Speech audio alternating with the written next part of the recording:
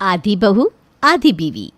रवि जो हमेशा घर में हंसता कूदता और मजाक किया करता था, आज वो कुछ दिनों से अकेला और उदास था। उसके अकेलेपन का कारण उसकी माँ विमला को समझ में नहीं आ रहा था। अपने बेटे को इतना परेशान देखकर एक दिन विमला अपनी बहन से बात करती है। छोटी, देख रही है ना तू, कितने दिनों बाद तू घर आई है, पर रवि तुझसे मिलने भी नहीं आया। हाँ दीदी, हमारा रवि तो कितना बदल गया है। पहले तो जैसे ही उसे पता चलता था कि मैं आई हूँ, ऑफिस से छुट्टी लेकर आ जाता था और मेरे साथ तो ऐसे मजाक करता था मानो जैसे मैं उसकी साली हूँ। और आज तो वो अपने कमरे से बाहर ही नहीं निकल रहा। अरे वही तो छोटी, समझ में नहीं आ रहा कि रवि को क्या हुआ है। कुछ दिनों से ऑफिस भी नहीं जा रहा, अपने किसी भी दोस्त से मिलता भी नहीं, बस सारा दिन अकेले कमरे में रहता है। खाना पीना भी छोड़ दिया है उसने, ना किसी से बात करता है ना हंसता है। दीदी, मुझे तो लगता है हमारे रवि का किसी लड़की ने दिल तोड़ दिया है। मुझे भी ऐसा ही लगता है छोटी। रवि बता रहा था कि उसने मेरे लिए बहू ढूंढ ली है, पर कुछ दिनों से लड़की का नाम लेते ही रवि और ज़्यादा उदास हो जाता है। मुझे तो समझ में ही नहीं आ रहा कि मैं कैसे अपने बेटे के चेहरे पर खुशी लाऊं। दीदी, अब रवि के चेहरे पर खुशी कोई नहीं ला सकता सिवाय उसकी बीवी के। जब उसकी शादी होगी, उसे कोई प्यार करने वाली मिल जाएगी तो वो अपने आप पुराने प्यार को भी भूल जाएगा। अपनी बहन से बात करने के बाद विमला के दिल को तो तसल्ली मिलती है, पर बहन से बात करने के बाद भी वो अपने बेटे के चेहरे पर पहले जैसी मुस्कान नहीं ला पाती। और इसीलिए घर में जब सब साथ में खाना खा रहे होते हैं तो विमला रवि से उसकी शादी की बात छेड़ देती है। रवि बेटा, जिसको जाना था वो चली गई। तू बस खुद को ये सोचकर संभाल ले कि वो तेरी थी ही नहीं, और जो तेरी है वो तेरे पास खुद चल कर आ रही है। मैंने तेरे लिए एक लड़की पसंद की है, तू बस इस शादी के लिए हाँ कर दे, फिर देख मैं तेरी ज़िंदगी में कैसे खुशियाँ ही खुशियाँ लाती हूँ। माँ, आज मैं आप लोगों के साथ बैठा हूँ तो आपको अच्छा नहीं लग रहा क्या, जो आप मेरे सामने शादी की बात कर रही हैं? मैंने आपसे कहा ना मुझे शादी नहीं करनी।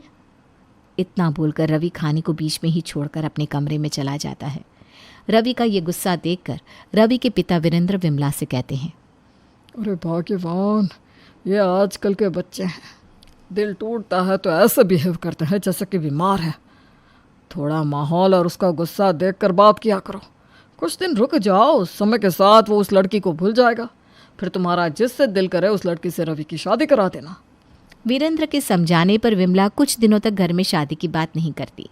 समय के साथ अब रवि अपने कमरे से बाहर निकलने लगता है और अपने दोस्तों से भी बातचीत शुरू कर देता है, साथ ही साथ ऑफिस जाना भी शुरू कर देता है। रवि के बदले मिजाज देखकर विमला को बहुत अच्छा लगता है और वो अपने पति से कहती है, लगता है रवि उस लड़की को भूल चुका है। अब तो वो घर वालों को टाइम देने लगा है और फिर से ऑफिस भी जाने लगा है। बस फिर से मेरे बेटे के चेहरे पर पहले जैसी मुस्कान आ जाए। विमला, समय हर दुख का इलाज है, समय हर इंसान के हर जख्म को भर देता है। सही कहा आपने। मैं सोच रही हूँ आज रात को रवि से उसकी शादी की बात कर ही डालो। वैसे भी उसकी उम्र हो गई है और वो लड़की नहीं मिली तो क्या वो कभी शादी नहीं करेगा? अब क्या था, विमला रवि के घर आने का इंतज़ार करती है और रवि के घर आते ही मौका देखकर उससे उसकी शादी की बात छेड़ देती है। माँ, आप क्यों मेरे जले हुए पर नमक छिड़कने के लिए बार बार आ जाती हैं? मैंने कहा ना मुझे अब किसी से शादी नहीं करनी। प्यार जिंदगी में एक ही बार होता है। सही कहा बेटा तूने, प्यार जिंदगी में एक ही बार होता है, पर तूने जिससे प्यार किया था उसने तुझसे प्यार नहीं किया। इस बात को बस गांठ बांध ले। और जो तुझसे प्यार करता है तुझे उसकी कदर नहीं है। शायद यही वजह है कि उस लड़की ने भी तेरे प्यार की कदर नहीं की। अगर तूने अपना फैसला नहीं बदला ना तो तू अपने माँ बाप को भी खो देगा। माँ, कैसी बात कर रही हैं आप? अब मेरी ज़िंदगी में आपके और पापा के अलावा है ही कौन? अगर तुझे मेरी इतनी ही फिक्र है ना तो शादी के लिए हाँ कर दे बेटा। देख, मैं तुझसे वादा करती हूँ, शादी के बाद तेरी ज़िंदगी बदल जाएगी। तेरी ज़िंदगी में पहले से भी ज़्यादा खुशियाँ होंगी। बस मेरे लिए एक बार शादी कर ले बेटा। और आखिरकार विमला रवि को शादी के लिए मना ही लेती है। अब न चाहते हुए भी रवि सिर्फ अपनी माँ के लिए इस ज़बरदस्ती के रिश्ते से बन जाता है। वो आरती नाम की लड़की से शादी तो कर लेता है, पर कभी उसे अपनी बीवी नहीं मान पाता। माँ जी, आप तो बता रही थी कि रवि जी डे शिफ्ट करते हैं, पर जब से मेरी शादी हुई है तब से वो डे और नाइट दोनों ही शिफ्ट कर रहे हैं। वो घर आना ही नहीं चाहती। बहू, मेरे बेटे का ना दिल टूटा है। ये शादी भी उसने सिर्फ मेरे लिए की है। अब तू ही मेरे बेटे को संभाल सकती है और उसकी ज़िंदगी में खुशियाँ ला सकती है। जब से उसका ब्रेकअप हुआ है तब से वो देवदास बना बैठा है।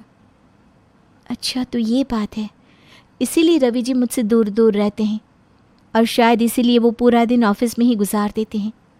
पर कोई बात नहीं, 1 हफ्ते की उनकी छुट्टी है ना, अब मैं भी देखती हूँ वो अपना 1 हफ्ता कहाँ बिताते हैं। हाँ बहू, मैं तेरे साथ हूँ, क्योंकि अब तू ही एक आखिरी शख्स है जो मेरे बेटे को पहले की तरह बना सकती है। मैं तुझे उसके सभी दोस्तों के नंबर भी दे दूँगी। तुम सबसे पता करते रहना, कहीं रवि उनके घर में जाकर तो नहीं बैठ गया। विमला अपनी बहू से बात कर रही होती है, तभी रवि अपनी माँ की बात सुनते हुए घर आ जाता है।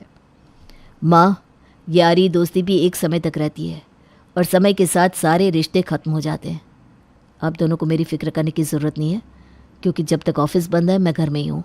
बस आप दोनों मुझे परेशान मत करना। इतना बोलकर रवि अपने कमरे में चला जाता है। पर विमला और आरती ने तो सारी प्लानिंग कर ली थी कि वो दोनों किस तरह से रवि को परेशान करेंगे। अब क्या था, अब आरती भी रवि के पीछे पीछे कमरे में जाती है। आज मैं आपको अपने दिल की एक बात बताना चाहती हूँ।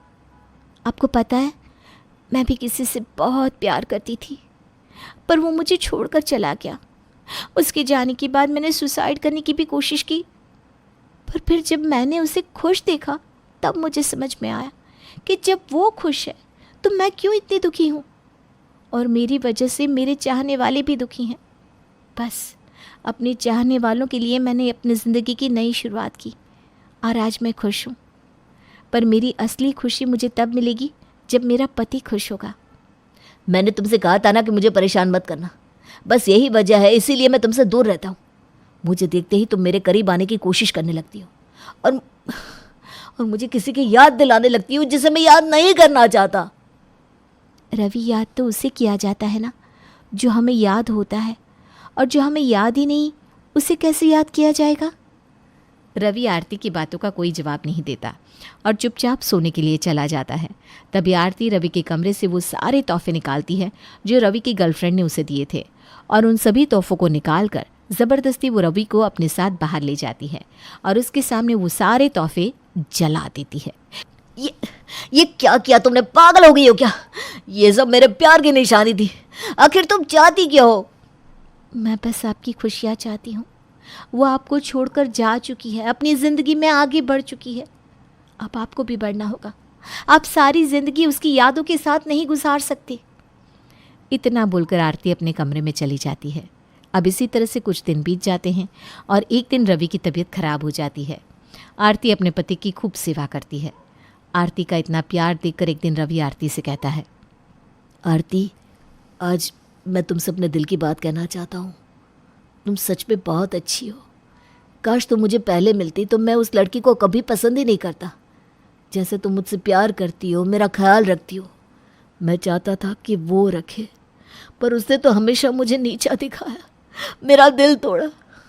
पर फिर भी मैंने उससे प्यार किया, और देखो, इतना प्यार करने के बाद भी वो मुझे छोड़कर चली गई। अगर आप किसी को उसकी औकात से बढ़कर प्यार करोगे ना, तो वो आपको छोड़कर ही जाएगी। इसीलिए आप उससे प्यार करो जो आपसे प्यार करता है।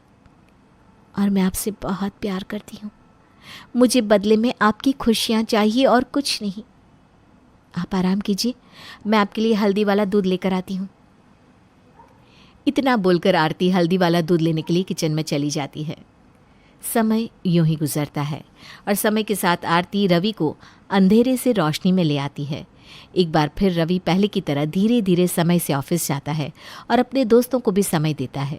साथ ही साथ अब वो घर में भी ज़्यादा से ज़्यादा समय बिताता है और पहले की तरह सभी के साथ बैठकर हंसी मजाक करता है।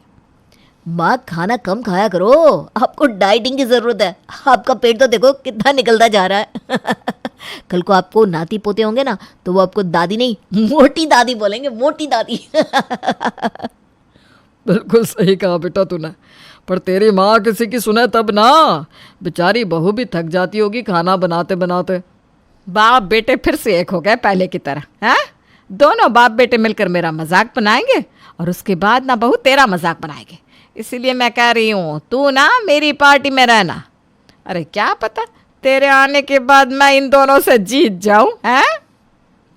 माँ आरती मेरी बीवी है तो वो मेरे साथ ही रहेगी, और आरती जिस पार्टी में है वही पार्टी विजेता है, इसीलिए तो मेरी आरती मेरे साथ है। अरे वाह बेटा, बीवी के आते ही पार्टी बदल ली तूने। अपनी बेटी की मुस्कुराहट और अपने घर की खुशियों को देखकर विमला की आंखों में आंसू आ जाते हैं, और जब सब उससे उसके आंसू की वजह पूछते हैं, माँ जी क्या हुआ, आपको हमारी कोई बात बुरी लग गई क्या? आप ऐसे खुशी के मौके पर रो रही हैं। नहीं बहू, कोई बात बुरी नहीं लगी, ये तो खुशी के आंसू है। तेरी वजह से मुझे मेरा खोया हुआ बेटा मिल गया, वरना मैंने तो अपने बेटे को खो ही दिया था। आज कितने सालों बाद मेरा रवि पहले की तरह हम सबके साथ बैठा है और हमें हंसा रहा है, इसलिए रो पड़ी। विमला की ये बात सुनकर सभी के चेहरे पर एक अलग सी खुशी और आंखों में आंसू होते हैं, और इसके बाद रवि अपनी माँ को गले लगा लेता है और अपनी माँ को शुक्रिया कहता है। माफ़ करना माँ, मैंने आपको बहुत दुख पहुंचाया, पर फिर भी आपने मेरा भला किया। मैं शुक्रगुजार हूँ जो आप मेरी ज़िंदगी में आरती को लेकर आई। आज मेरी खुशी की असली वजह तो आरती ही है। आरती अपनी सूझबूझ से अपने ससुराल में जान भर देती है और अपने घर परिवार को जोड़ कर रखती है, जहाँ सब एक दूसरे से प्यार करते हैं और एक दूसरे को इज्जत देते हैं। अब रवि भी पहले की तरह खुश मिजाज इंसान बन जाता है और अपनी पुरानी यादों को भूलकर अपने परिवार और बीवी के साथ नई जिंदगी की शुरुआत करता है।